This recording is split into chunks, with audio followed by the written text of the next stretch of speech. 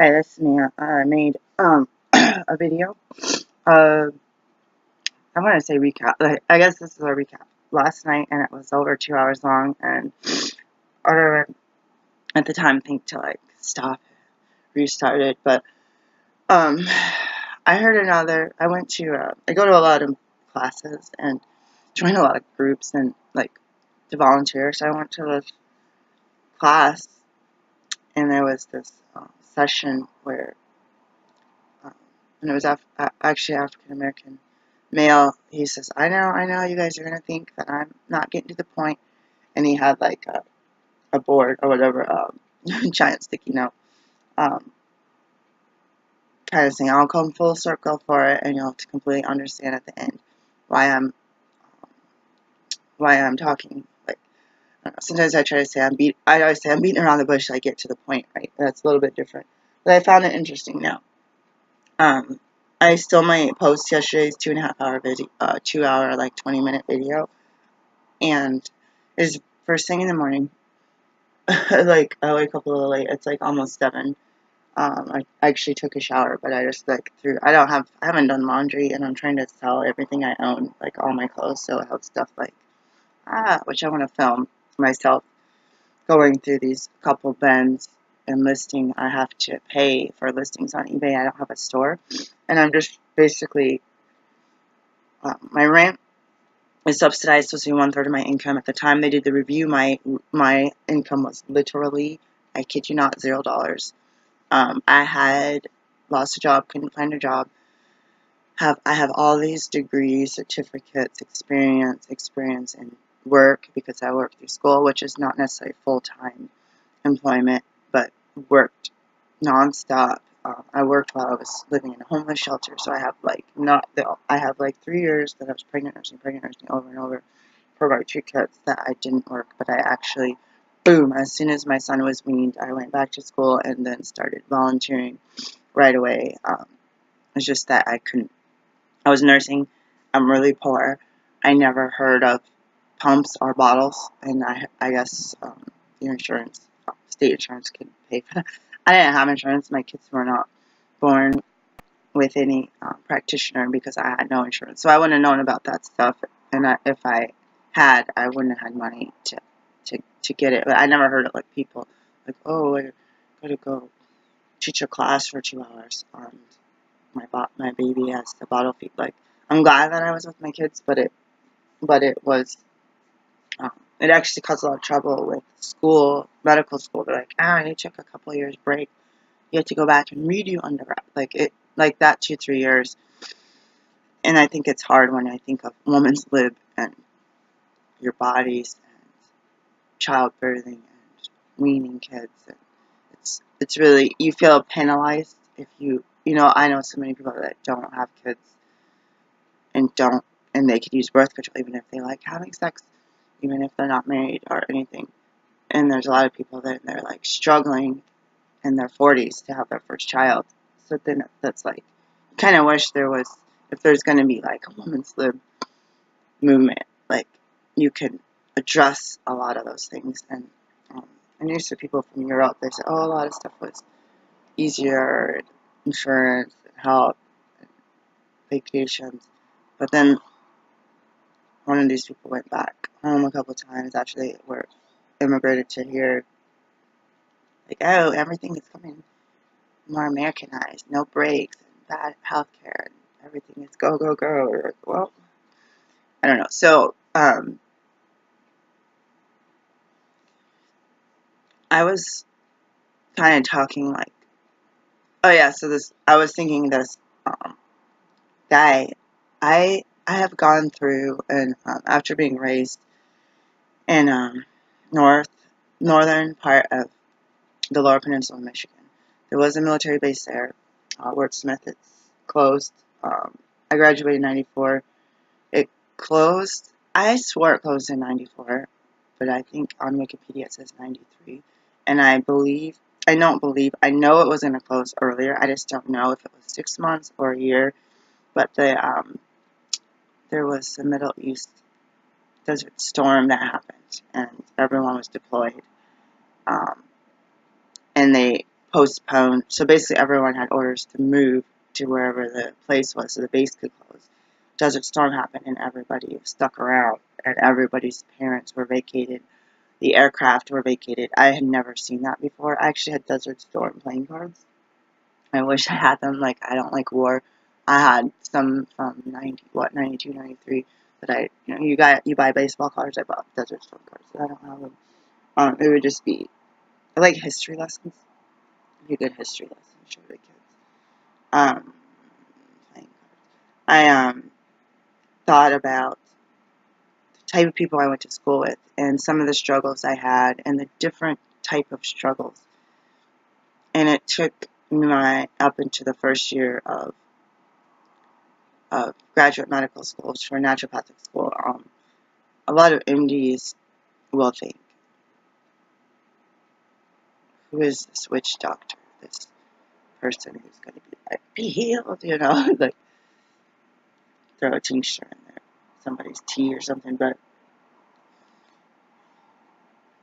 the problem of people will badmouth and say, oh, you learned just a little bit of basic science. You think you're taking a class called biochemistry, but you're not really learning. I haven't gone to like a traditional medical school, so I can't tell you the comparison.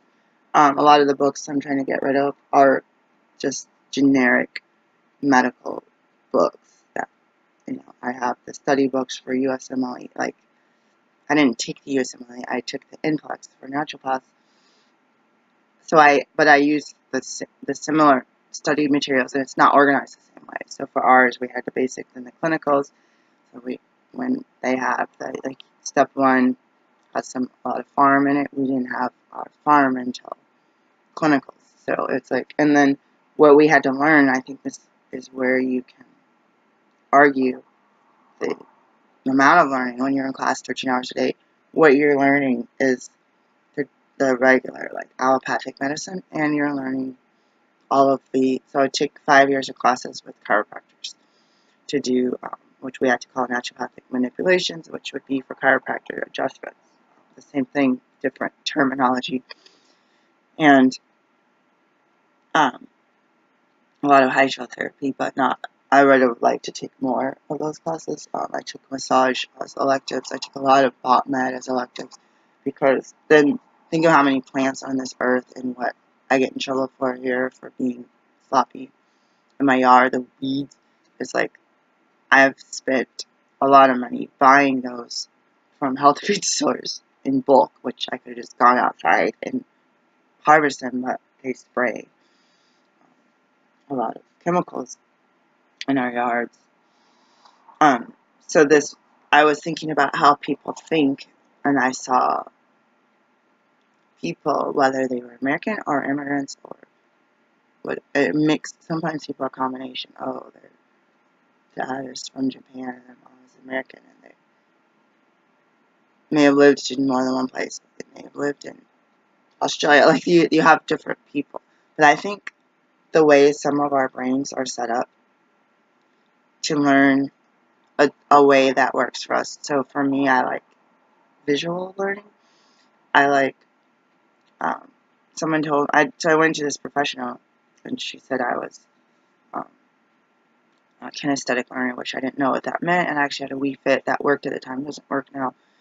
And so I basically would get the computer stand thing, it's kind of, or a music stand, and I would pull up this stand. It just reminded me, we've decluttered our house. I had people sneak stuff out of our house. My kids had these Snoopy chairs, and my son would get his musical instrument out, sit down on the chair, and set up his music stand every single day. They're like, your kids are too big for this, and they gave it away. And my son pretty much quit music. Like, some things, like if you have one car and one pot for the kitchen and one bath towel, and someone's like, this is raggedy and old, get rid of it, and now you're left with nothing. It's kind of like, now I can't get to work. Like, got rid of my car. Like, I'm learning the hard way, and so people say, hey, get rid of something you'll never remember. I remember, my daughter remembers if I don't. It's kind of sad, because it really changed, that single little chair really changed things with the way my son had his routines. But I saw this guy having this circular way of thinking and pulling it together at the end. And with my life, I make it really, really complicated. And I've been in the operating room a few times watching cerclage being placed. And I thought they were just like, it's kind of like a parachute. They put the stitches in and then they pull it. I thought maybe they put a big knot in it and just like clamp it shut like this. But they actually like pulled it and then sewed that shut. The problem with premature labor is the cervix gets soft and stretchy, and it's not like friable, easily bleeding. So then the sutures easily come out. So versus like my cervix now would be like harder. It's like stuff would stick. We sewed it, it would stick. But my life had been single parenting, striving to own a home again. Working in a program, this state program, they screw you over so bad, it sucks. Not getting child support. Graduating and passing board exams for naturopathy school to become a primary care physician. Not everyone wants to be primary care, by the way. And you could choose.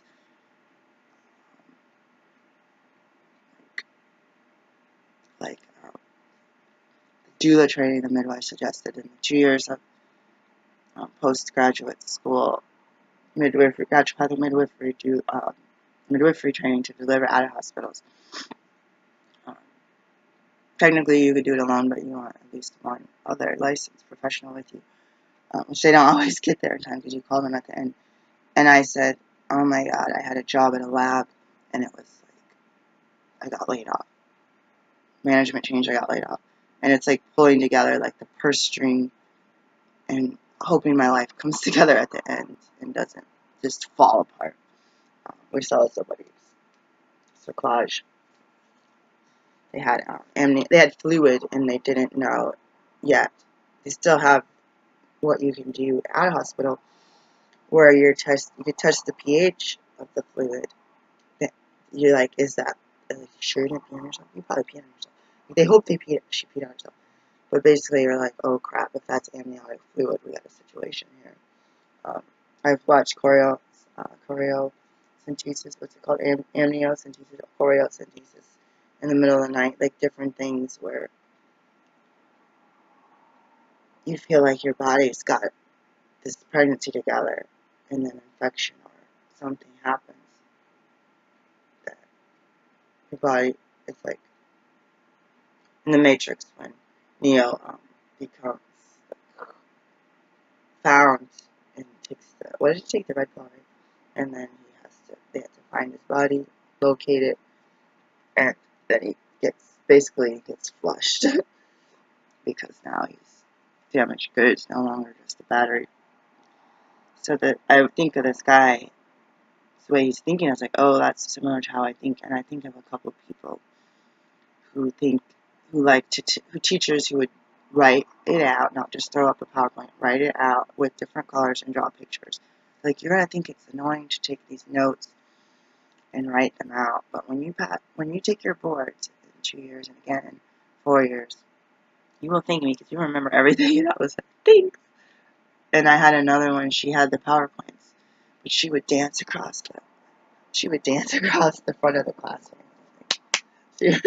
And I also remember hers, and she actually stopped teaching, and someone took over with the same notes, and my grades went, so it just sucked.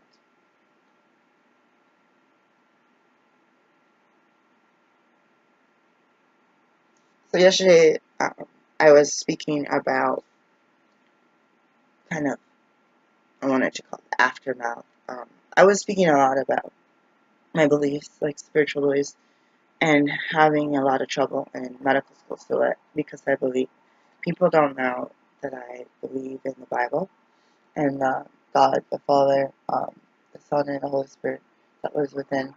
And there's a lot of people that say, oh, I hate organized religion, I hate Christianity. But they're like, there's this spirit, this voice within that I talk to, and it leads me. And then they're quoting Bible scriptures, and they're like, I don't believe that. Those are good stories. Those are good lessons to know. And you're just like, I'm not judging you, whatever you call yourself. But like, your beliefs and your foundation on the spirit world and these so-called stories that help guide you, that you're meditating on, you sound more like a Christian than anyone at the old church I used to go to.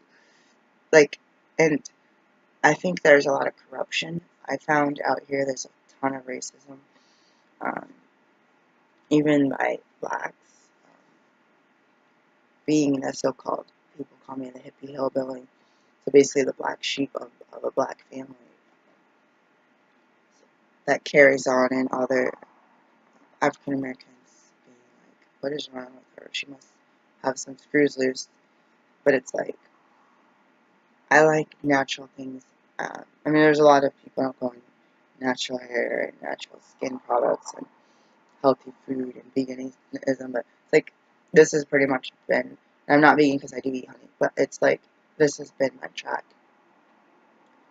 since I can remember. But talking about the school messing with people of color and foreigners, immigrants, and not necessarily Asians, but mixed race Asians, if they were white and Asian, less pronounced features, and whiter, more white skin.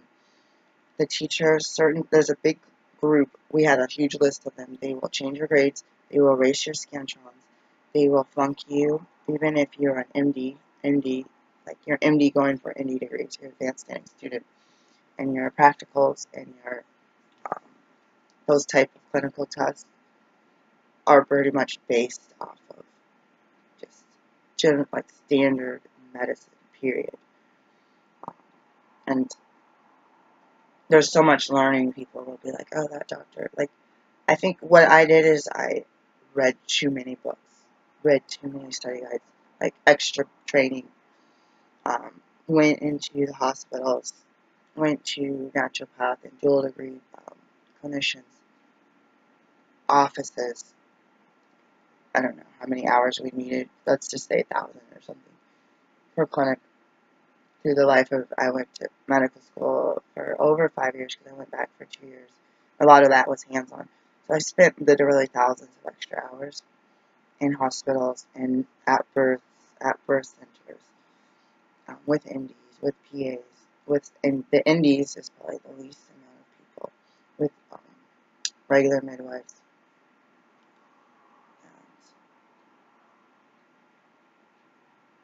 And I did it because when I do something, I want to really understand it, and I like repetition. And in medicine, there's like that textbook diagnoses, but it's a lot of not repetition. Like, it's like coming up with a new idea. Oh, okay, this looks different. This person's allergic to the medication now we're having to deal with giving them steroids because they're allergic to medication that is our #1 choice for treating this condition. Like, all of these different things. And then a lot of my personal experience, and I'm not an expert, is with cultural competency and dealing with people of other cultures, other languages, other religions, a broad variety of religions. And it's pretty amazing, and it doesn't pay the bills. So I was just discussing that. For safety reasons, I've made a ton of videos, and I'd hope to somehow get some type of resources in my life where I could edit them so they're not so long, or even divide them up. And for safety issues, I posted the last videos last year, and I talked about resources for domestic violence, for threatening people. There's people that are good actors. They will mess with you and lie their way out of trouble. So there's certain people that commit crimes, say bank robbery, and they never get caught. And there's certain people that do something. They need $2 because they need cigarettes, and then they're getting arrested as they're on their way to the door. Like, I'm just saying, like, there's some people that they're criminals, and they're good liars, and they're fast at running. The cop shows you see the guys that do a test run in a town to see how fast the authorities arrive, and then when they do the real deal, they literally have the timer. Because they know when the silent alarm gets pushed, depending on when the closest car is, they're going to call for backup. Like, how many seconds is that? So some people who really use their mind for evil, and I've always wanted to use my mind for good, and it didn't ever work out to provide for me and my family. So last year, I didn't think I could pay my rent because it's overpriced by several hundred, almost $1,000. I was gonna join a Catholic convent and become a nun, literally, and hope that they could provide housing so I could do the work of God. Now, it's not saying that I didn't apply for hundreds of jobs. I still apply for jobs. I still get business cards. I still get contact information about people. Like, I want to hire you, do this, do this, do this.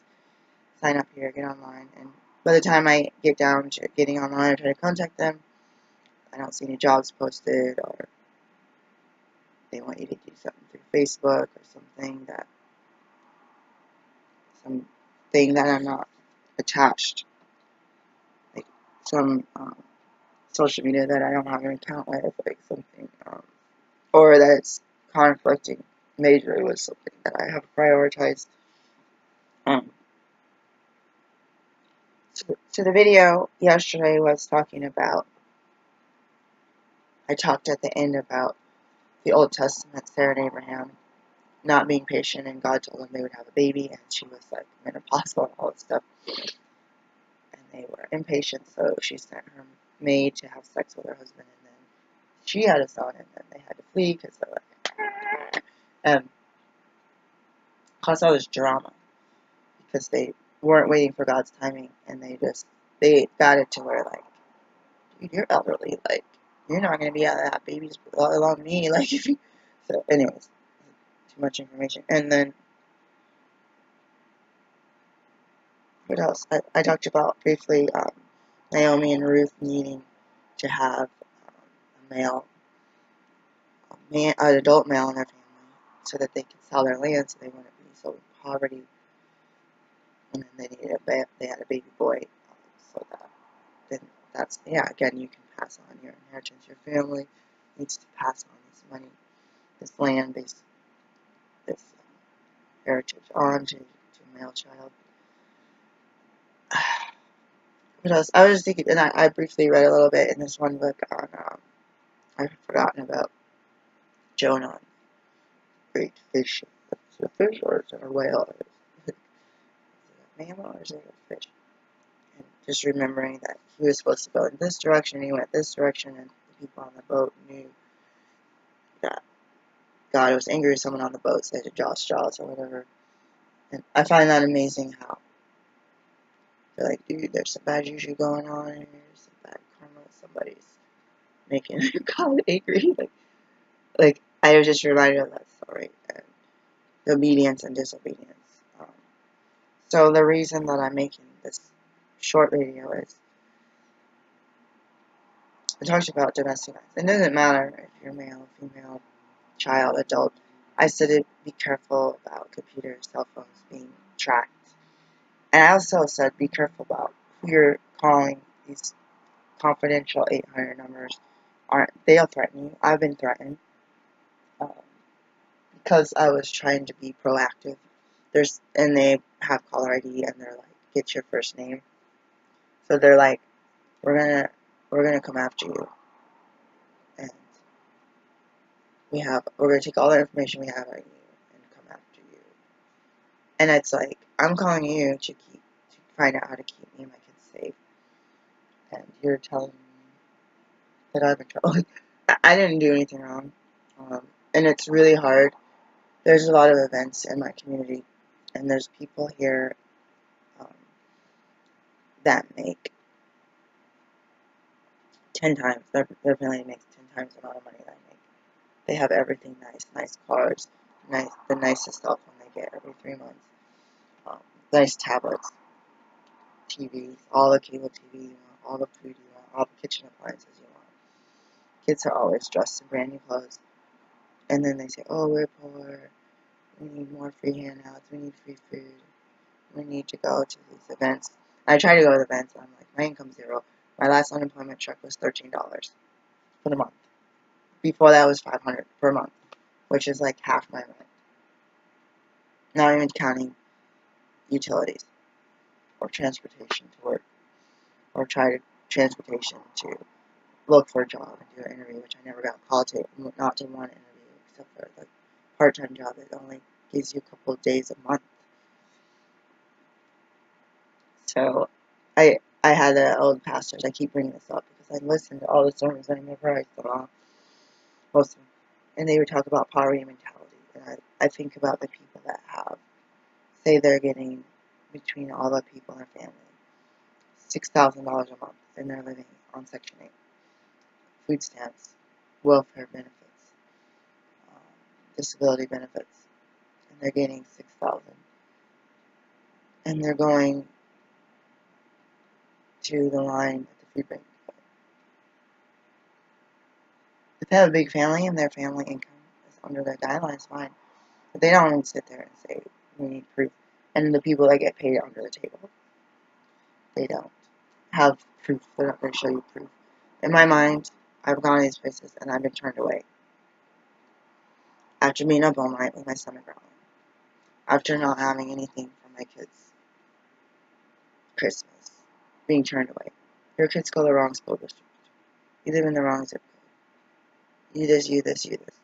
And you look out here, everyone here, mostly don't celebrate Christmas. You look out the window, you'll see all these cars, these white people in Subarus dropping off chunk loads of Christmas gifts and food to the people that make $4,000, $5,000, $6,000 a month, and their rent is $0 to $200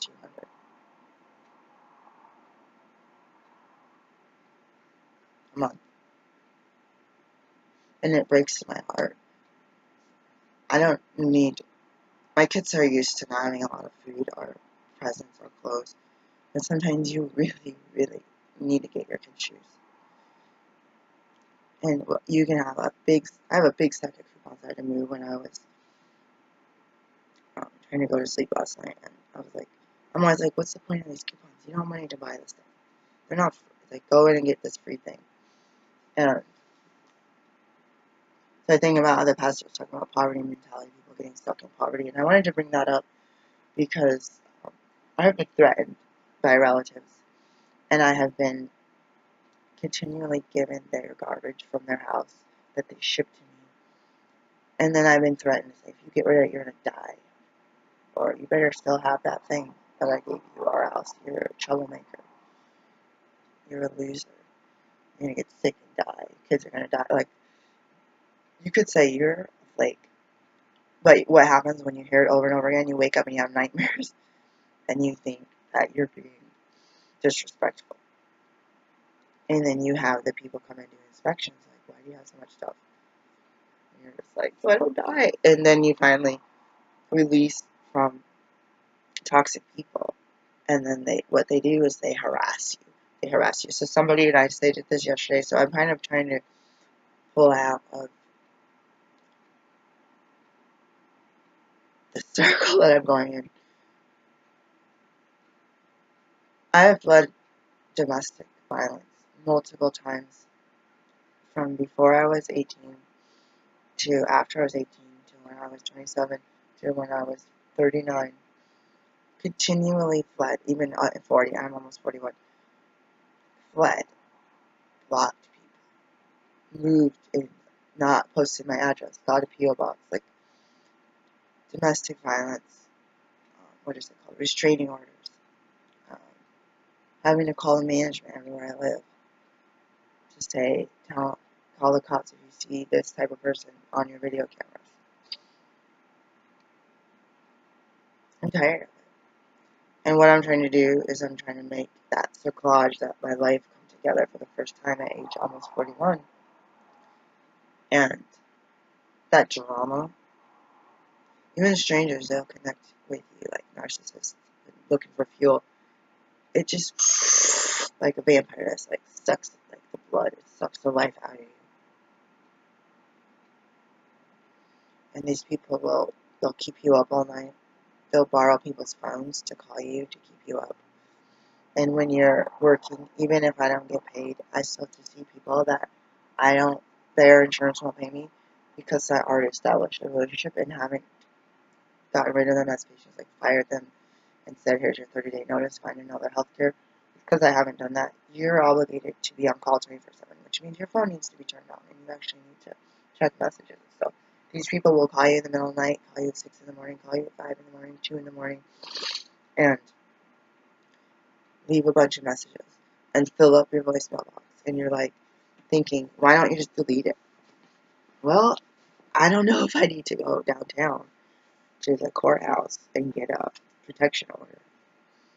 And then you have some doctors or someone, oh, forward them to me. Like, you don't know how to use your phone.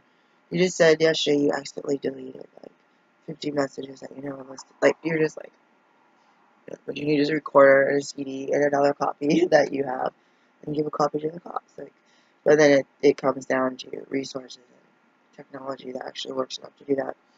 So what I wanted to briefly say, poverty mentality I've been in. I didn't have that when I was a kid because my parents made a lot of money, but it was when I left and was getting $60 a month at my job, something like that, in the late 90s. And basically what I would do is charge like $40 to $50, maybe $30, $38 on a credit card, buying ramen noodles from Meyer back in Michigan on a credit card, and then I would pay it off with my paycheck. And I would have enough money to ride the bus, which I couldn't afford to ride the bus. People rode the bus every day at school. I couldn't afford it, so I walked or rode a bike to class, skateboarded until they outlawed it. But I would have a couple dollars for bus fare to get to the store and back a couple times a month for ramen and bottled water me and my roommate would get. And I had classes. I was in ROTC, and I had Charles Drew Enrichment Lab, which had extra tutoring, mandatory tutoring sessions. So I would miss, we had extra classes too. So we'd miss lunch a lot of days of the week. And then with ROTC, I'd miss dinner. Because you had to march and do all these activities in the evening. So I was really hungry as a college student, and I couldn't afford, like, you go to a college store and grab a bag of chips, juice, or tea. But if you're making $60 a month, that you're not just doing that every day when you're hungry. You're pretty much. I spent a lot of my life just sitting hungry. When I was a kid, I was hungry. We had a lot of food. I wasn't allowed to eat, and I was also told I was fat. So I'd eat paper, a lot of paper, and any other things I could find in my closet. I was just so hungry and so like stomach achy from it. And so then I had image issues from being told I was fat my whole life. As a child in 2nd grade, I punched my thighs for getting fat because I had started puberty when I was 5 or 6. And I have been sexually assaulted multiple times, including when I was a child. Sometimes they say this is different, but sometimes they say if you're not having males that are safe and loving around you, you could attract sexual attention when you're a child and potentially attract or start puberty really young. I literally had my mom. I was always a year younger, so start kindergarten when I was 4. I turned 5 soon after school started. When I was in 1st grade, she was shaving my armpits, so I was 5 and 6 years old. And then I had all the other signs of puberty from 1st grade and 2nd grade was intense, and 3rd and 4th grade, it just was really scary. Nobody told me what was going on, and I was already being called fat, so my hips and my thighs were getting big, and it just was really scared. Hair growing in weird places. I was just like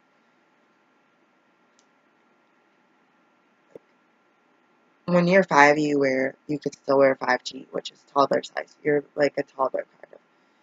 4, yeah, you're taller, but it's really scary to be really close to menstruation when you're 6, 7, 8 years old. Like, it's really, really scary.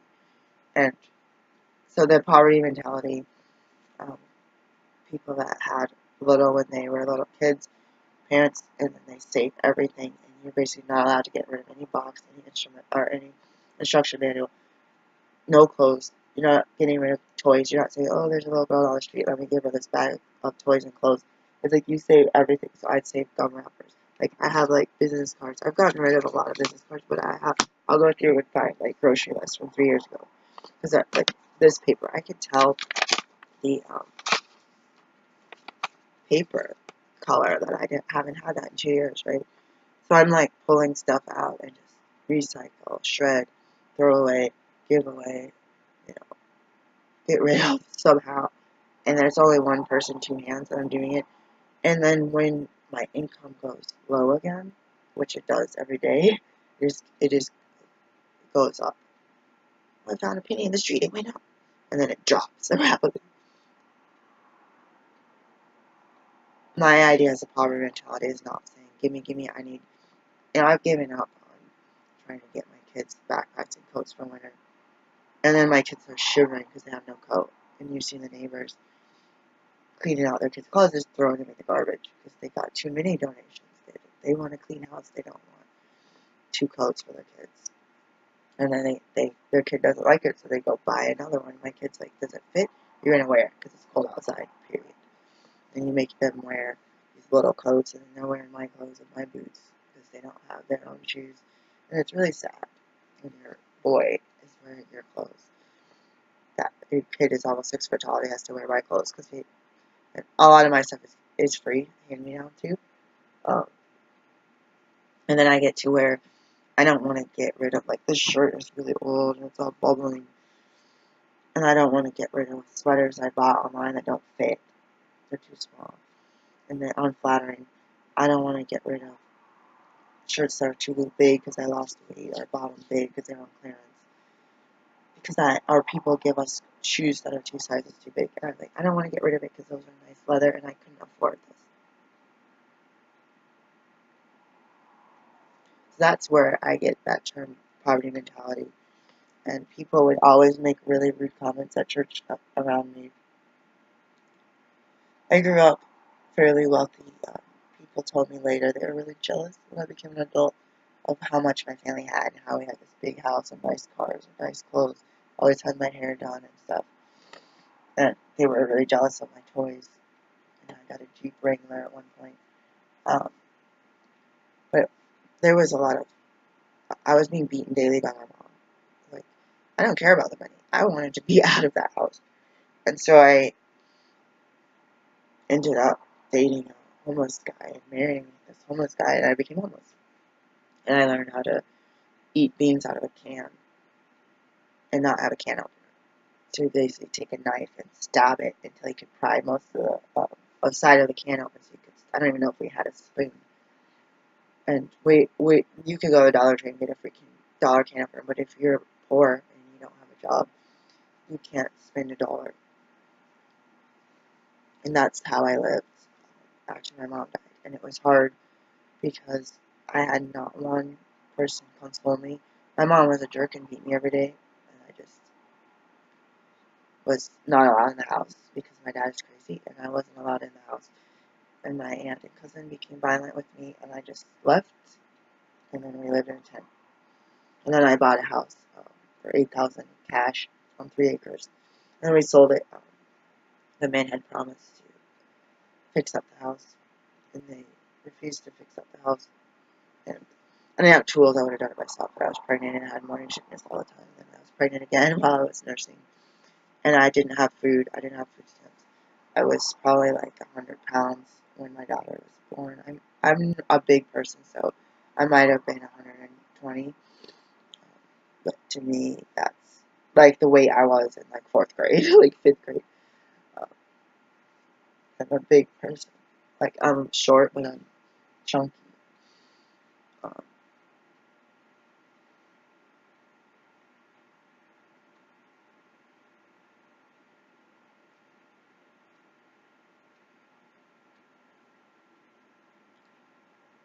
so, going through stuff that abusive people have sent to me, basically they're decluttering without trying to sell it at a consignment shop. They told me this, or trying to find a good. The thrift stores will be like, no, we can't accept anything else. We got too much. It's small towns. They can't take everything. They don't have the storage, and so they'll just, these people have a lot of money. They just give it to me. I said, I don't want it. I don't have room for it. I have inspections, and these are not my size, and I'm never going to read these books. And they send it to me anyway. And then what I do is try to shove their stuff somewhere and then get my own stuff from free piles to kind of hide, like, curtain over the stuff they gave me. And then I realized I have 2 to 3 to 4 times more. I want to be a minimalist. And I had this thing about family. Get old toys from my brother. I wanted to give to him. Old clothes my mom bought my brother. I was like, I don't want this crap. I almost gave it to this one baby, but it was a vegan baby and she was really chunky. I was like, I don't think this would fit. This would fit my 17-year-old. Like, literally, I had stuff that's for 2-year-olds that fits my child. I was like, I don't even think this will fit the 2-year-old baby because she is like a chunk. Vegan, sometimes you have a lot of sugary foods, potatoes, sweets, carbs that makes your baby.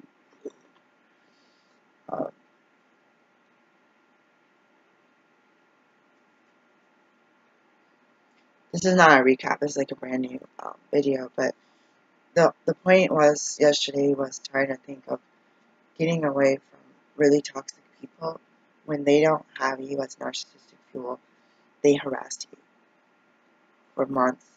I read a blog where a lady was being harassed for 2 years by someone she went no contact with. And this person just kept making up new email addresses and sending stuff, getting new phone numbers, new cell phone numbers, and getting people on the phone. So they have to screen everything. I do that too. I miss business calls and stuff, and it sucks. And emails even. And then this person would continue to bring crap to their parents' house, to her parents' house, and harass her. It sounds like, oh, it's a fan. She cares about you. She asks how you're doing. She's giving you birthday gifts, presents for your kid. It's like, no, it's not. It is psychotic. What is that? Moving misery out. It's like someone who's just fixated on you. And they're obsessed, and they're getting fuel from you. And they're pushing your buttons. They're spending a lot of energy making up new email accounts and getting new phone numbers so that they can get through your phone. Because you block them from everything. And they write letters, I not want to talk to you anymore. Like the person who's being victimized, and the people just ignore the letters. And what are the police going to do? Is that an intimate partner? Is that a spousal beating? Even then, they told me I was wasting court's time. A female judge, like, you're wasting court's time. And so I was like, forget it. It's like, I don't even know if getting a restraining order, if the police would even come. And if you don't have a restraining order, they definitely won't come. But if you have it, at least it's in the system, which they told me. They tell them the restraining order is in there, you can look in the computer. If it's filed, if it's been served, if it hasn't been served, it's not in the computer, it's not active. A lady commented, said, don't worry, they'll eventually tire out. She goes, I had somebody acting like that, crazy like that, for 10 years, and then they finally stopped. 10 years!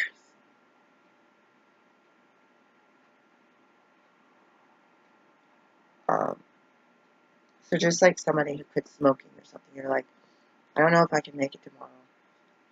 Yesterday was okay, or maybe it wasn't, but you're saying, I have today to say I will not pick up the tobacco. Like, you have to say, today, I will not do harm to my body by not allowing these abusers to infiltrate my life and destroy it. One, like, if you have your house destroyed by termites, one termite, you procreate, have babies, one piece of wood fiber at a time is being eaten and destroying your house. You have to say, enough's enough. I stop. My integrity on my walls have already been compromised by these abusers and these narcissists, these manipulators, these shallow people. And you want to put a stop. fog it, bug bomb it, or do something, vacuum them up, make it a hostile environment for them to lay eggs. But then you have healing to do. So while, like, I felt like God was saying, a couple of times I've left abusers, multiple times, God was almost saying, like, I was hanging by a thread of life, and if that person would have pounded me one more time, or done emotional abuse one more time, I would have just, like, perished, or be beat one more time, or these people have guns. Have them wielding a gun.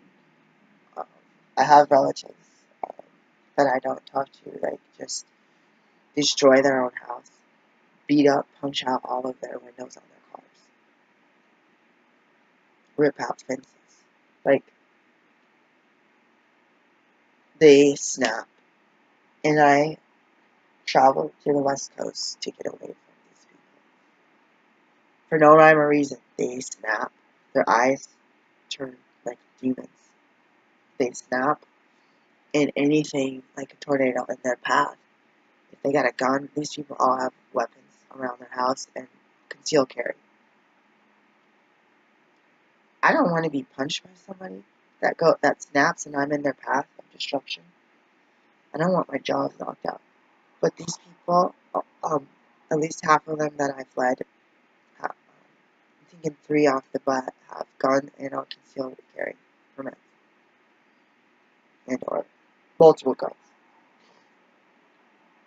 Multiple rounds of ammunition. They shouldn't have this stuff. I wanted a gun to protect myself from these people, but I don't. I just want.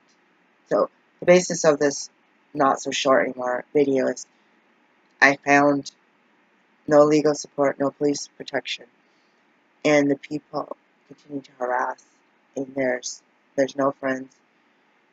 I've been friends with people that had abusers, and they've taken the battery out of the phone when they're with me because they said somebody's tracking them by GPS, some kind of app they put on their phone.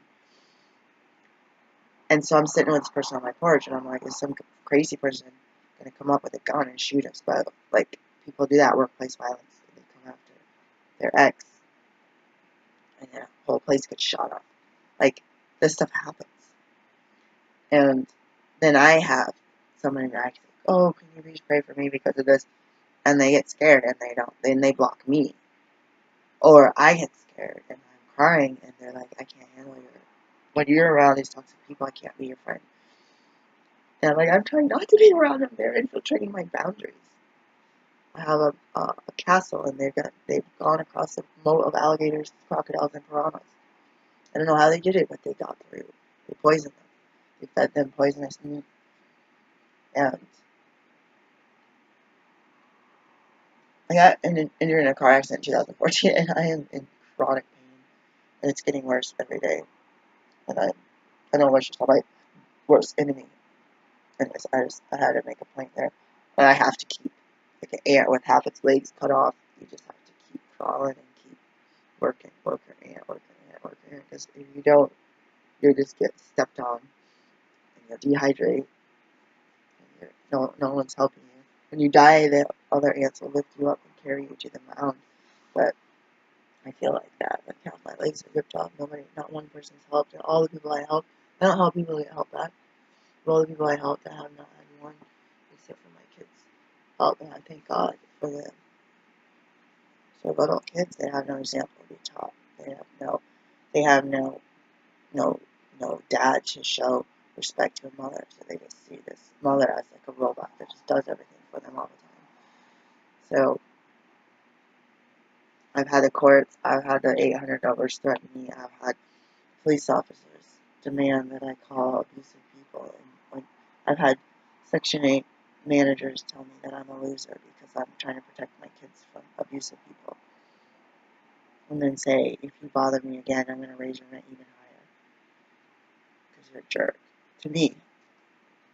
If you see my videos, I've had a lot where I cried a lot. I had to turn off a lot of videos. I don't know if I can privatize them.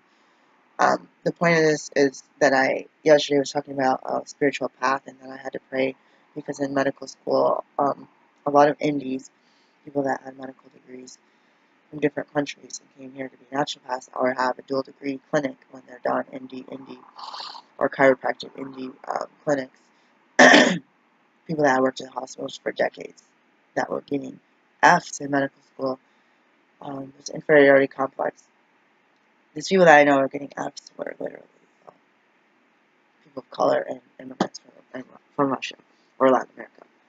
And it was very distinct demographics of us that were getting our scantrons erased and rewritten in different handwriting.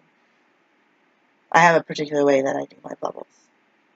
And I'm left-handed when I write essay questions. And to get your test back and see that somebody's erased something that you didn't erase and has changed and written in different handwriting is very intimidating. There's nothing you can do about it. I try to turn it in.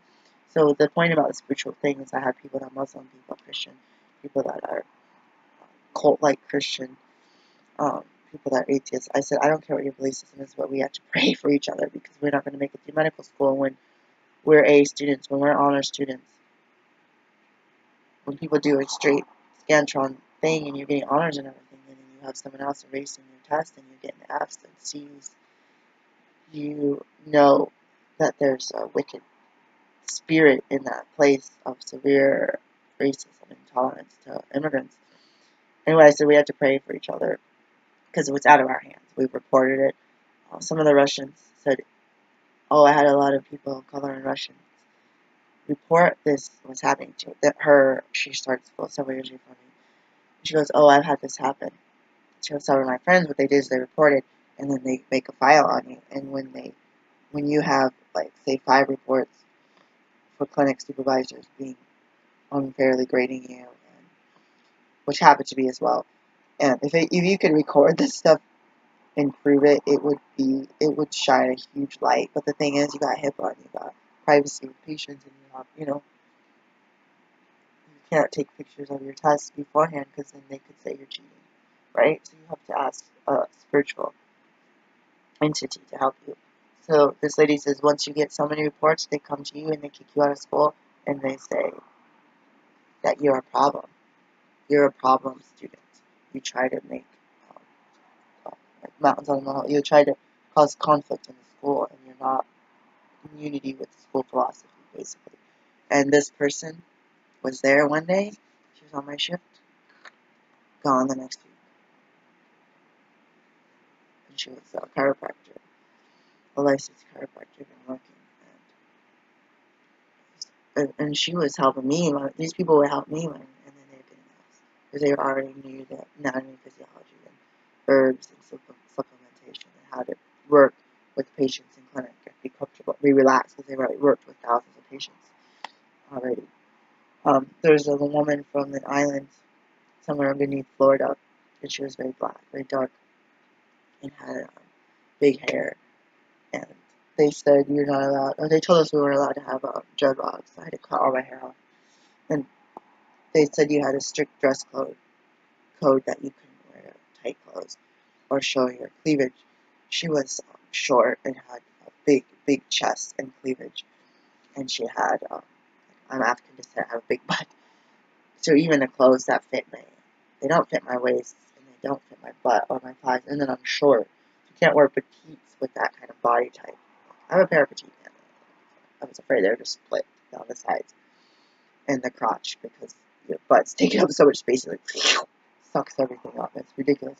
So they basically told her to not wear these tight clothes. She said, I don't care. I'm wearing what I want. I'll do my hair the way I want. And I had a different attitude. Yes, I'll cut my hair. Yes, I'll wear different clothes. Yes, I'll wear blazers. Even though no one else had to wear blazers. Like, you just make up rules. You don't like your shoes, right? Just follow dress code. It's like I talked to the dean and the lady, the head of the clinic, about my dress code, and they said it was fine. And of course, my daughter, when she got older, said, "You should get everything in writing, Mom." I was like, "Yeah, that's a point. That's probably one of the mistakes I made." I did get a lot of stuff in writing, and stuff, like a couple people to make justice happen, but they didn't support me again.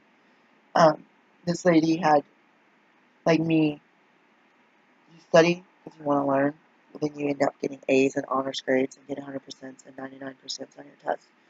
And she had all her scantrons, 100%, 100%, 99%, 99%, which is the honors grade. You only need like 70 to pass in some of these classes. Some of them 65%. because the tests are so poorly written that they had to throw out half the questions. I've had tests like that where the test is so poorly written. The curve is a really low score. 60%, 62% at one test because it was so poorly written. And 99% of people failed, and like one person got like a 70. I got like a 61.5. They decide where that curve is. It was just like so poorly written. There's no right answers. There's no way you can pass. You just guess. But they decide. They look. I saw teachers do this. They look at the class names and grades, and then they decide the cutoff. They could say the cutoff's 59, 79, 81. They decide. And I've seen people get honors, and I've seen their grades. They weren't honors grades, 70s, 80s, and they still got honors. I got honors, 100% on quizzes and tests, and the teacher sent me. I said, I want to do the honors one. She's like, you don't qualify. And my friend who got honors, she told me to check off the honors scantron, but I had higher grades than her. And the teacher straight up said, you don't qualify for honors project. And I was like 96, 97, 98, 99, 100% on everything. And honors is basically 90. Literally 90 without the curve. You curve it out 3 points, then your honors becomes 87. So I'm getting 99s and 100s, and you're saying I don't qualify. I hated it, but this lady was getting straight A's. And several classes, they flunked her. And she went to the same people I went to, and they said, if the teacher decides that you need to get an F, and they think that you don't pass the class, so we can't do anything about it. And we can't say it's racism. We don't support supporting people with racism. We only support gender and sexual orientation. Like gender, transgender, not like I'm a female, they give me a bad grade, I'm a male, they give you it's like you're trans or you're homosexual, bisexual. Then like if you're heterosexual, I don't care. But that they told me that straight to my face. I wish I had recorded all this stuff. But I said it doesn't matter. I'm not going to waste my energy and my data on my devices. I need to focus on doing the work that my higher power wants me to do in the most honest way I can. So the reason I brought this video up, and my eyes are like super swollen, I gained weight this week. I'm puffy. It's hot. My voice is all raspy. I'm exposed to foods that I'm allergic to, which also contributes to weight gain. I have really intense food allergies. So basically, I made this video because I don't see, like, say I watch someone that has a narcissistic relationship with their mom dies, and then their sisters realize, oh wow, now I see what you're talking about when you were young, or at least thought you were being mean to mom. Now we know what you mean.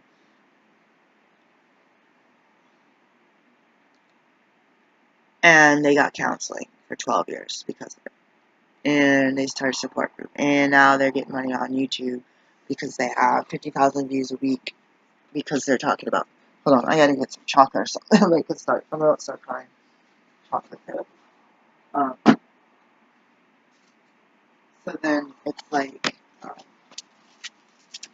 these people have a nice house, they have good income, they're married, remarried, get their hair done, get their nails done. And that's one type of video. I watch videos on people cleaning their house. Like, my house is too small. I have a 4-story house, full-size basement, 2.5-car garage. I don't have enough space for my stuff. And you see how, like, if I went like that, I'd bust this mirror. And I'd break my arm on whatever's over here. And I could touch the window and the door pretty much at the same time. Almost, if I had a ruler or something in my hand, I could touch the door and the window was like really small. If we had nothing in our house, it'd pretty much be like a trailer stacked on it. Like, not like a double or triple wide trailer stacked on it, each other. They used to hang out in trailers in Kentucky and West Virginia. I see these people, oh, I lost my job. I look at another job. I don't want this job. It's dangerous. I have to commute. Doesn't pay enough. Yeah, I was like, you know they're getting more than minimum wage. In my medical clinic, I never even got minimum wage for a year. The first year I made zero. I didn't get minimum wage. Last year, if I worked minimum wage right now, in a month I'd make more than I did all last year as a physician for the whole year. And I spent thousands of hours charting, doing billing, seeing patients, ordering medications, administering medications.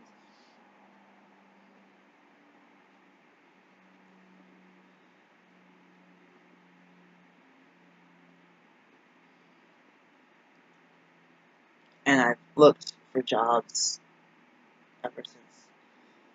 I looked for jobs ever since I was under 16. I'm just try every time get leads, network, this. I get job offers that make it hard for me to parent my kids because I'm alone. I don't have friends and all relatives. It's really hard to say I'm going to put my kids on a 2.5-hour bus to school at 6 in the morning, and they're going to get home at 10:30 at night. And one child was going to walk alone, I'd say 15-year-old, 16-year-old, from Clackamas County. And I said I couldn't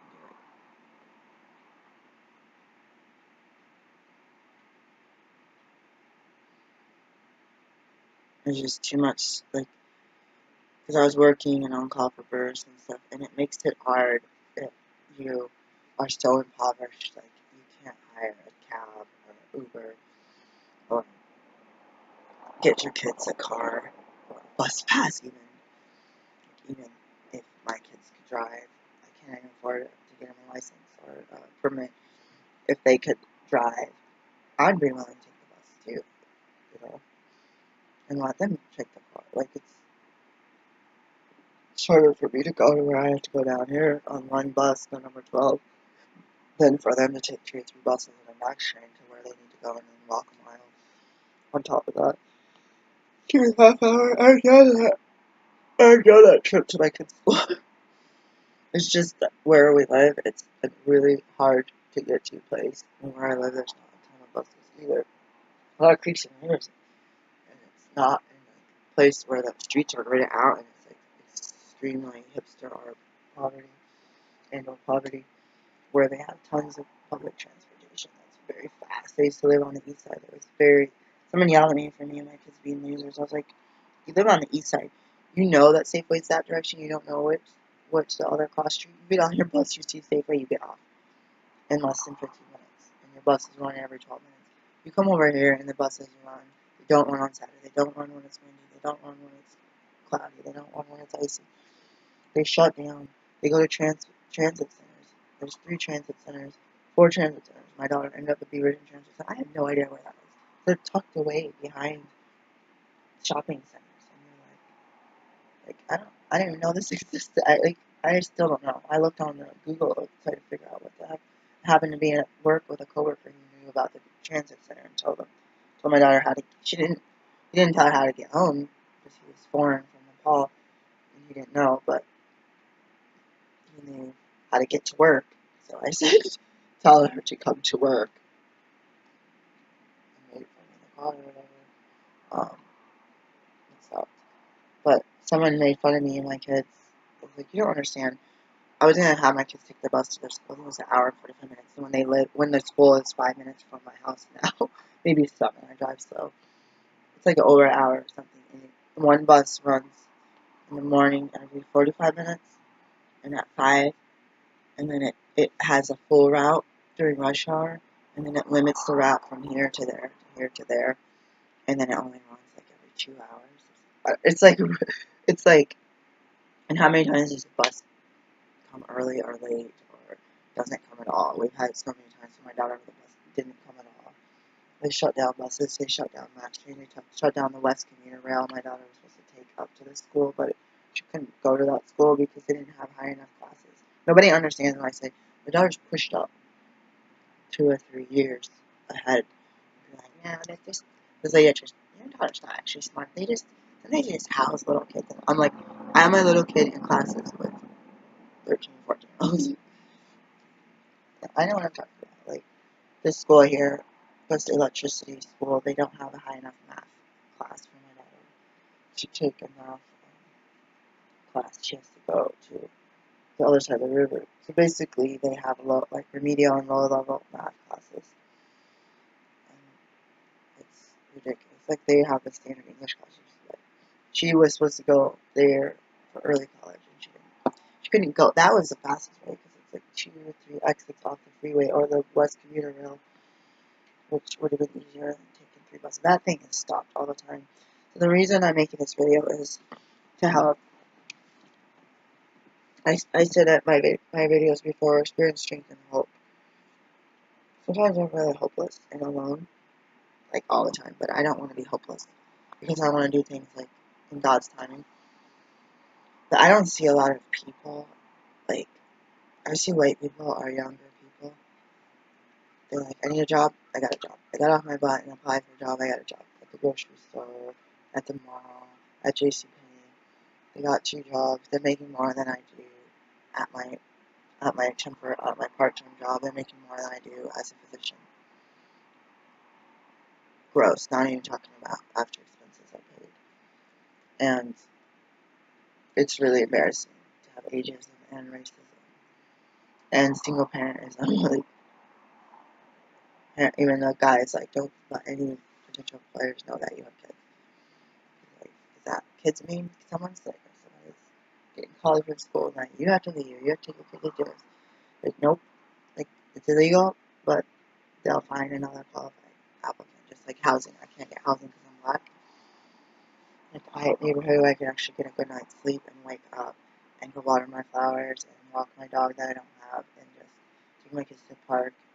Like, because I'm black, I've been booted from all neighborhoods. Like, booted as in, I get on the phone, hi, I would like to rent your house. Yeah, I currently pay exact amount, $925 a month. Yep. Yeah, I have 2 kids. We're in school. Either at the time, I'm in medical school. Yep. Good credit. Yeah, I'll come over. You think I'm a good applicant? How soon can I get there? Yeah, I'll be there in 30 minutes. And I get out of the car, and they take their clipboard, and they literally hide it behind their back with a pen. I was like, don't waste your time. We're not even going to let you do the background check or the credit check. We have better qualified applicants. We will not rent to you, is what they said. We will not rent to you. And over the phone, you sound like an excellent candidate. Oh, is it because I sound white? I don't really sound white, but it's like, you can't really tell that I'm black. And I tell them my income level and what I'm paying now. I have my family. And don't drink, don't party. I'm in school. I just study all the time. I'm in school, work, jobs around my schedule. Oh, you sound like an excellent candidate. And then I get there. And I did that for 7 years. I called every house, every apartment, I didn't even want an apartment, but I was desperate to be close to kids' school because they were charging me $800 a month in daycare. So you imagine paying $900 for rent, plus $800 for daycare.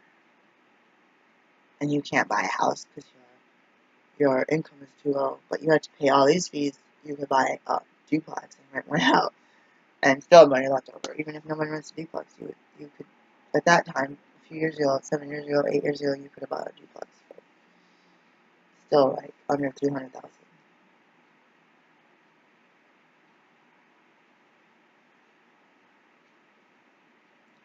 So I don't see a lot of people like, oh, I'm going to be a spokesperson for, say, the snails or something. And they have that look, and they get those clicks on YouTube, and they get a lot of money. And you see them on diamond rings and all their hair down, and you see, like, the more views, the more time they're online. You see how they got nicer stuff in their house and nicer furniture. Like, wow, this is intense.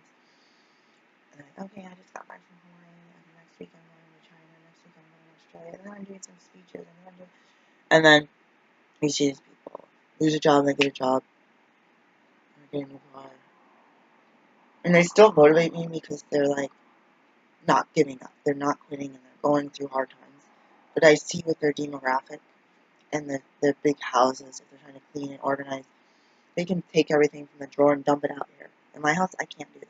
I've done that stuff before, and I'll get inspection notice on my daughter. So then everything and more goes back in the drawer. And then 10 years later, you're like, why the heck is this old list or laundry line in the drawer? Like, just random junk. Like, because you're looking at the clock, and if they're coming in 3 hours, and you're going up and down the street, and you don't want them to see you taking out bags of garbage. You're literally like hoarding garbage so they don't see, like, oh, that person looks suspicious. She just took out 15 bags of trash. Why do you have 15 bags of trash? I don't know. Maybe it's because I was in school 13 hours a day, 7 days a week for many years, and I didn't have help with my kids. I've shared this, and that's why I made the videos. When you're tired, you make weird decisions, and then people will see you as a vulnerable person. They'll say you're weak. So they'll think that you can be used as narcissistic fuel, and your neighbors and so-called friends will say you're weak. I don't want to hang out with people like you. And people that out there that aren't biased, they'll say, "Wow, you're a strong person." But everyone else, basically, I've had this lady across the street, a little kid, when he was a toddler, like a little over an infant, wander away, and the police would come sometimes. He would be at people's houses 3-4 hours watching TV with their kids, eating snacks.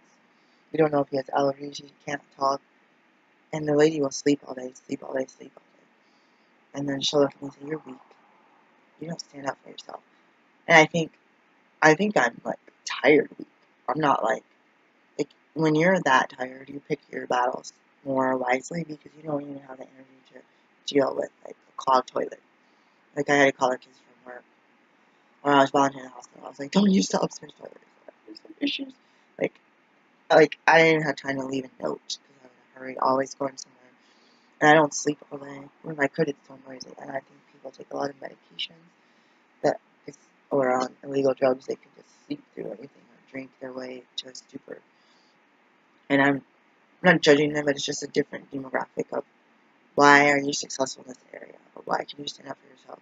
Because you're on welfare and you sleep all day and your kids run around amok and other people take care of your kids because your kid's outside playing by himself and hungry and crying. And I've dealt with that little kid. My daughter's dealt with that kid for a year. And I thank God that he's cute. I thank God that he didn't get kidnapped. And that's why he brought him in their house. And you hope to God that these people aren't not child molesters, you know. I had a place I lived where someone was sexually assaulting a child, sodomizing and raping a little girl, and they went ballistic when they found out.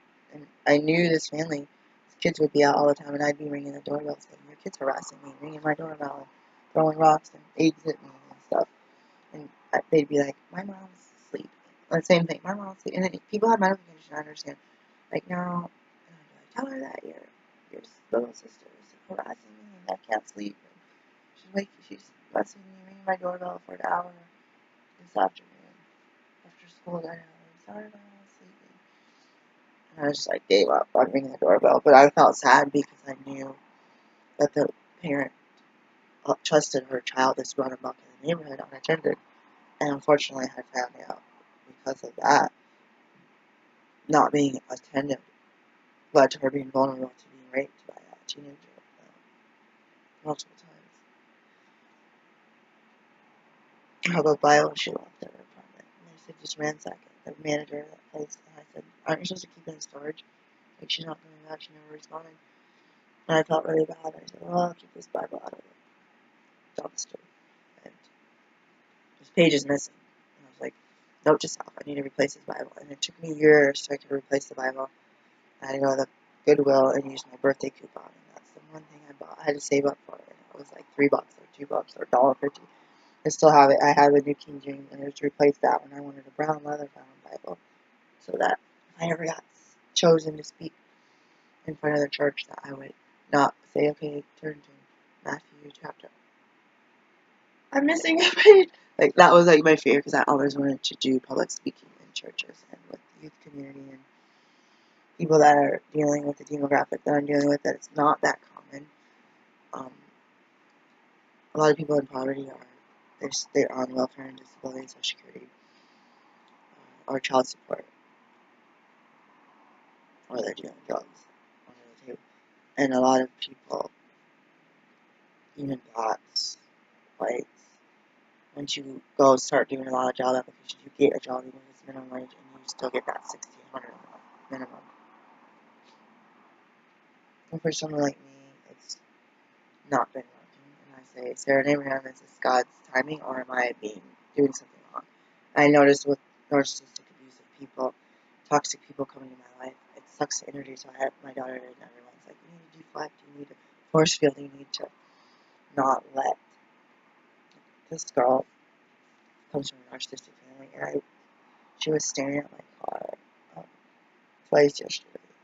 But once I made eye contact with my side view mirror, I had no energy yesterday.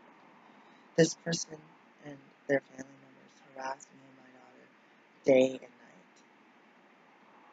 Harass, manipulate, spread gossip, lies about us, cuss us out. Like, this little girl a few years ago cussed me out on my front porch at like 10 something at night, 10:45 at night. And I was like, wow, I thought that your parent was bad, but you have like the teenage hormones that you amped up even worse. I was like, unbelievable. I'm gonna go listen on eBay. I'm gonna film it on a different video. The reason I'm making this really long video is I wanted to just emphasize, like, for me, I have a certain belief system in spiritual.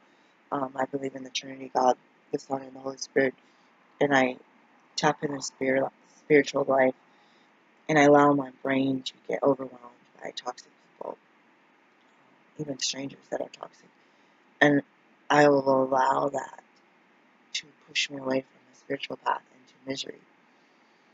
Even if the spiritual path is you have food in your stomach, water in your stomach, and a roof over your head, even if you're wearing raggedy clothes and you're not able to pay your bills today, you have to pay them tomorrow, or you have to pay them Friday.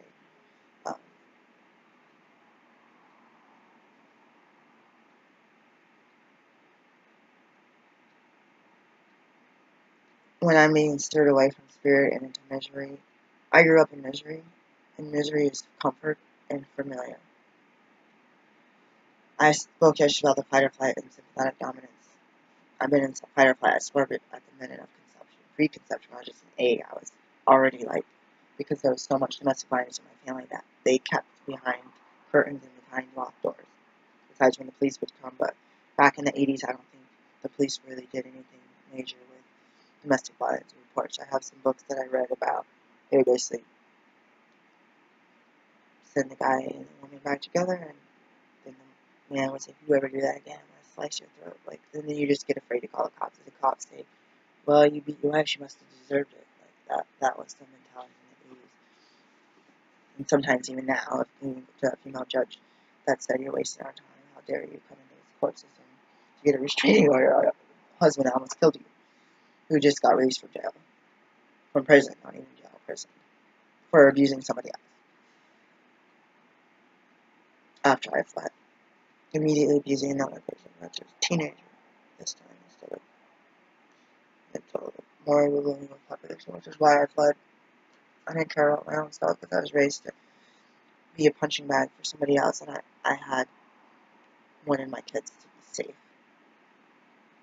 Sometimes they say don't do things for your kids, but if that's the only thing you can see in your forefront, and you do that, then you do it for yourself later. Because then once your kids grow up or something, then, or if they become like crazy with their teenage hormones and they don't care about you, you don't want it. So what I was getting at is sometimes you let yourself get the devil get a foothold from you and pull you back down. There's people that have repeat abortions and they don't believe in abortion. And then they finally want a baby and they can't because they have scars inside their uterus. And you feel like maybe you didn't do well with birth control, maybe you didn't do well with condoms. You could have got a non-hormonal or a different type of hormonal birth control, or you stop abstinence. But it's like, I feel like some of us, we keep going back to that same behavior. That's harming. We know it's harming. We don't like it. We don't believe in it. We keep letting our bodies go back because that's the comfort zone. That's the familiarity. And we take a chance, and then the devil gets a foothold, and now you have to dig your way out. And sometimes the drama of digging your way out of debt, or digging your way out of abuse, or digging your way out of pregnancy becomes that adrenal rush that you get. Like if you're bungee jumping or you're skiing or you're climbing Everest, you get that rush of adrenals. That's a chemical reaction like crap. going to your body. But then you get to where you're addicted to that rush. If you're doing something, you get a near-death experience, you almost died on that rush, you almost died bungee jumping, you almost died doing ABC with sharks attacking you, and then you do it over and over again. You got that rush, and you need to fuel with that. Kind of like kaput. And your kids are like, oh man, we thought that he knew how to handle this danger. You survived so many times, like 9 lives. The cat, that was your 9th. You're done, kaput. And I guess is it 9 or is it 10? I get confused about all numbers before we remember. You have 9 chances, right? 9 lives of the cat. But I had to go. I make this video because I wanted people to search for me. I was near crippled in a car accident. Not one person I thought was a friend helped me. Not one.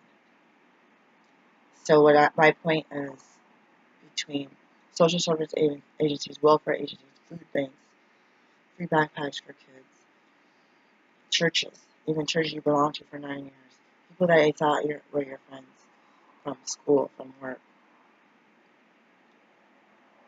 They cry on your shoulder, you lend them money, you this, you that. You help pick up the broken pieces of their life. Not for any help, but then when you say, oh my God, I need help, and it's not even for me, I need my kids to get some deli food or something. I can't get out and go to the store. I can't afford a pizza. Because my check for the month was $0 to $13, and my rent is $900. And you're like, yeah, I wish I could afford a pizza just for today, just for today, for leftovers. You use one of those coupons that you can't use to get out money. And you realize after being in the city for since 2001 that you have not one friend. A couple acquaintances from meetings. A couple people may or may not return a phone call if you call. 1 out of 200 people returns a phone call when I call them or text them.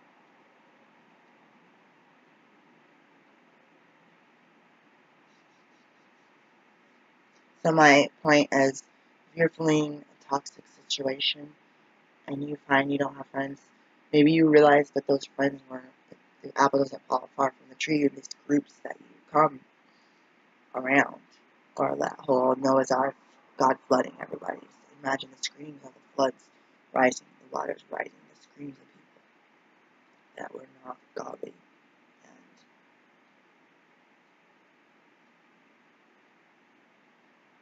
at that point, the Old Testament God thought that no one else deserved to live. Thousands of people, tens of thousands, 100,000. Who knows if there's millions at that point in time.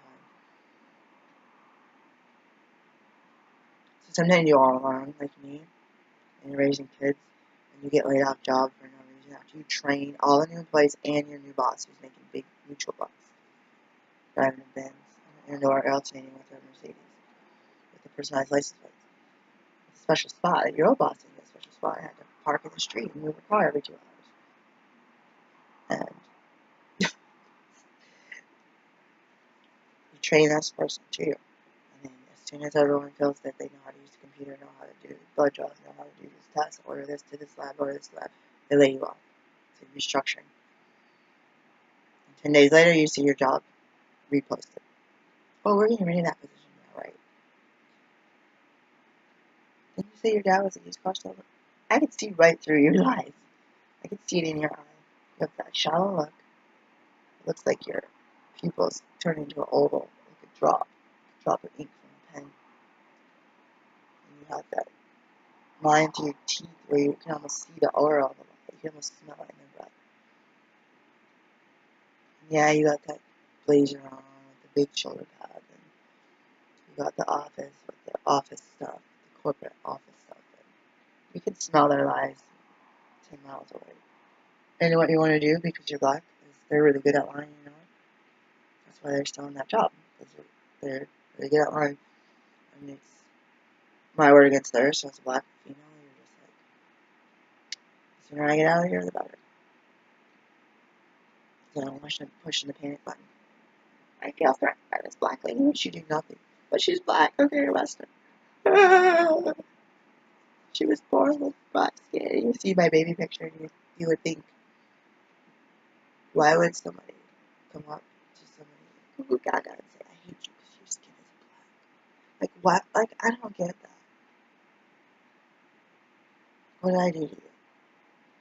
So when you end up alone, or you end up with racism, or you end up without the right hair, without the right clothes, without the right speech, you don't speak like a black person, and everyone rejects you, and you're alone, and you're telling people I can't afford my rent, and I'm trying to get a job, and I'm a doctor, and I don't have any income, and nobody cares. Your relatives don't care, neighbors don't care, the state doesn't care, welfare doesn't care. They think because you have a degree, you're lying, you're getting paid on the job. I disclose every penny that I got. 20 cents back to the dollar return last month. I reported on my income. And they're like, ma'am? They told me, ma'am, that's not your primary source of income. You don't need to report it. I was like, can you listen to me? What you just said, so I don't get in trouble. But if somebody else answers, they're going to be like, you're in trouble for not reporting 5 cents you filed. So, I make this video because I don't see a lot of people in the same demographic. I see people that talk about dating and how they're introverted, and they're like, I had 8 dates set up for this week, and I canceled 2 because I'm introverted. I just was so worn out from the first 6. 2 in one day. Oh my god, I just don't like people. And you're just like, I couldn't get a date if my life depended on it. Like, I've been single for the past 13 years, and people look at me like, they say, oh, you're good looking, and then they think she must be crazy or something. Maybe I am. But then it's like, you read the statistics about black females on dating websites, and you're like, oh, it's that hatred or that they just want sex. That you're not worth dating, you're not worth holding the door open for, you're not worth marrying. And it's really depressing to be judged. Like, if you just went in with your first name, like, oh, hi, I'm Mia, and you talked to someone on the phone, you texted, and they saw your resume, and they hear about your job and your education. Then they find out you're black female, and you're just like, freak. They run the other direction. It's just like the housing people. I'm just human. It's not like you're trying to date a donkey. I'm like a human being. I have feelings. Or I'm loving. I don't want to adventure. I want to go, canoeing down the river. Like, why can't I find a companion to do that? That's a different story. So I'm going to go. I'm going to film myself. These pants need to go onto eBay. And I need to get, I have like no energy. And I pray about this. And I feel like God will tell me, you need a rest. Like, you're going 24/7. I don't have help. The authorities wouldn't help me with the domestic violence, and the abuse, and the harassment, and the threats from family members. And you're literally on your own. And, you're literally, like, and just like school, you have to trust in your spiritual person. Your spirit person can be guided to spiritual nature, whatever their belief system is. And for me, I end up getting spiritual books. Some of them are a denomination, like, because I picked them up free from the Lutheran church, whatever church, I don't even know if it's Lutheran, but some of that stuff I don't agree with the opinions of some of the authors, but I read it and get inspired and take it with a grain of salt. I read fiction, I read novels, Christian novels, I'm reading Pride and Prejudice, I'm reading another feng shui book, and I just feel like when you're isolated and you don't have friends and people don't like you and people don't want to date you, you just have to. If I'm a mommy and I'm running a household, then you kind of just have to say, that's what God's job is for me today, and tomorrow might be different. And it gets really lonely and depressing. Holidays are really hard. Birthdays are really hard.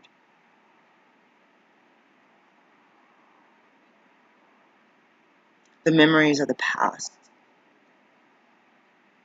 Waking up in the middle of the night with injuries from a car accident and then being in chronic pain and feeling like you're being dragged out of bed and beaten by your mom again because that's the same kind of pain. What did I do? Why am I in pain? What did you do to me? And then you realize, oh, that's from the car accident. My mom is not here beating me. It's like, and not having ability to get counseling and services or even chiropractic care to help with the injuries itself. not able to get physical therapy. It's really intimidating to be pretty much flicked away like an ant. And you crawl around on your elbows like you're an ant with broken legs, trying to keep from getting in the path of a semi-truck. You want to live. You don't want to be crushed, because just because someone doesn't help drag you out of a burning car, you have to make a decision to pull yourself out. And maybe you can't, and you will burn. And people say that's a daggone shame. And sometimes you'll say, this people at church like, God told us we should help you, but we're too lazy, so I'm just letting you know, we're not going to help you. This lady told me that before.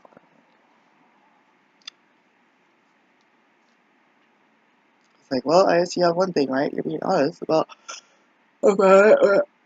God told me many times that many people are supposed to help us, and they didn't, out of disobedience. So then it reminds me that I need to be obedient, even if selfishly I want a relationship. For the past 13 years, I knew my marriage was over from the day it started, and I stayed married for 10 years.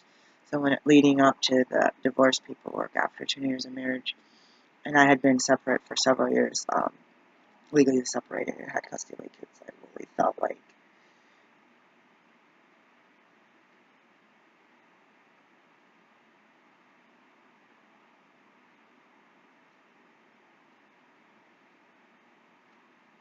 I wanted a relationship with a male, and a marriage or a partnership.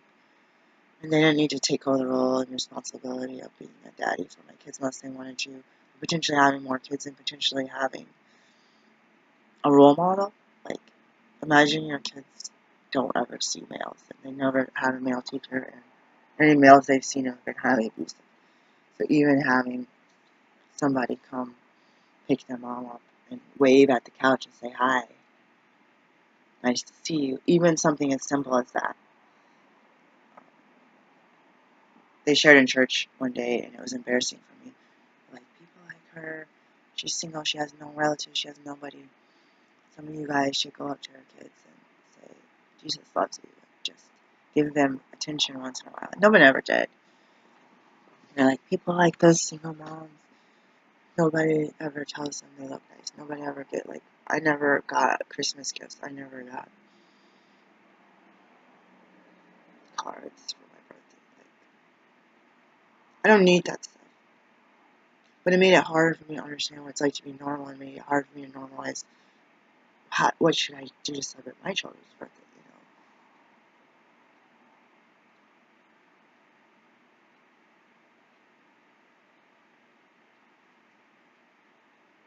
So I make this video because I know a lot of people are struggling. The people that I see that are struggling the least, they act helpless, and they get more and more help, more and more help, more and more help. And the people helping them don't get anything in return, not a penny. And they do it because they start, and you give an inch and they take a mile, basically. And then you hope the karmic wheel, like, you don't do something to get help in return, but you hope that. For me, sometimes selfishly, I help others to get out of my own pity pot. Someone that can't read and write and they can't fill out a form, I say, you know what, I'm on a pity pot because I can't get a job anywhere. I like to pick it up.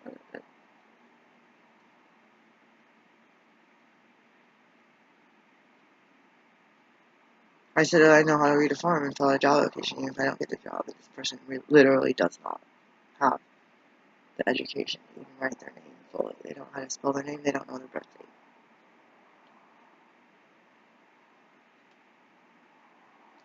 So I get to be like, other people have privilege. Other people have privilege cards. And my privilege is that I can read and write, and I can speak on the phone and ask questions and write down what the answers are. Explain it to the people in slow English. I don't know their native tongue. That's why I do it. Because I have empathy and say, what if I was that person? Kids don't want to help you. Kids have short attention. They don't want to fill out forms. So we'll do it later in video on Facebook.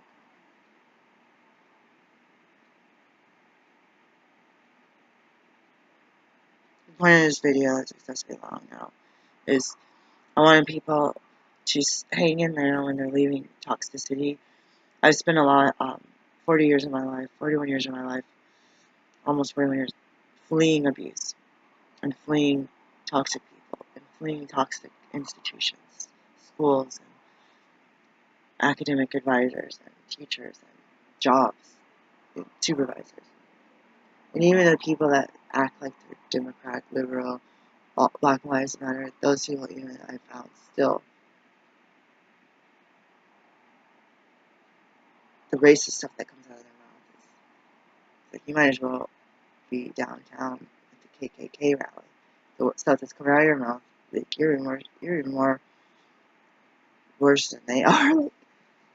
And I think maybe they have such a hatred that they try to pretend that they're loving because maybe they hate themselves for it. So I had hoped, like last summer, I had kind of lived life for the first time, but then the harassment got worse and it sucked energy, and I had lost every friend that I made last summer. Gone. And I felt like some of them were kind of borderline narcissists.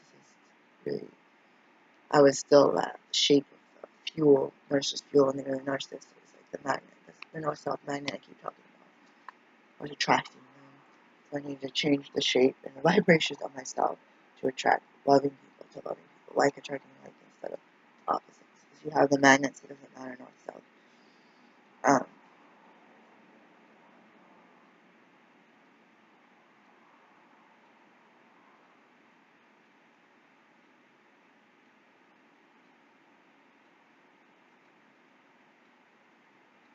I guess it's just me making these videos and people don't really watch the whole thing just to allow people to know I made it through medical school. I passed 3 board exams, the extra board exams for midwifery.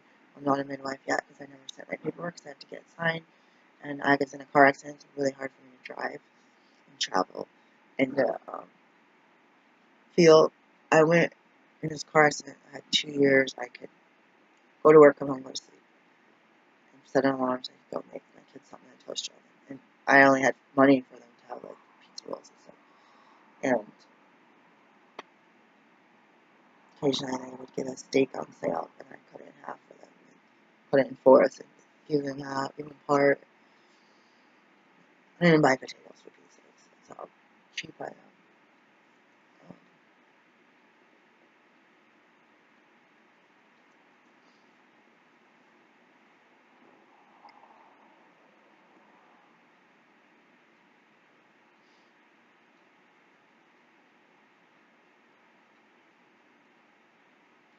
I just want people to hang on to having hope, have the faith of a mustard seed and have hope, because for someone like me, it's still